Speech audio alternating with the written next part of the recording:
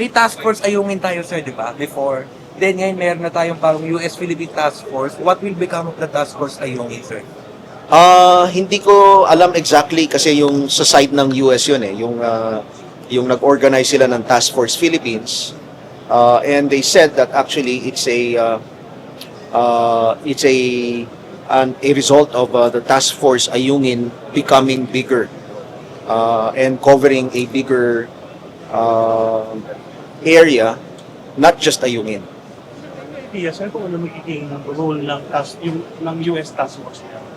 Well, katulad nitong pag nagkaroon tayo ng balikatan exercise, meron tayong Joint Task Force Philippines and meron tayong task force na galing sa US.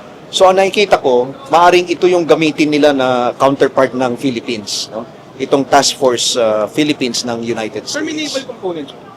Yung US yung I don't know exactly kung ano yung composition nito. No? But Meron siyang naval and I guess, no? Hindi ko pa masabi ng tiyak dahil pero hindi ko meron naman tayo. nakita. We'll be having a counterpart questions. Well, as of yung narinig natin so far is that this Task Force Philippines will be a complete task force. So that it will be able to, as I said, address all the domains of warfare.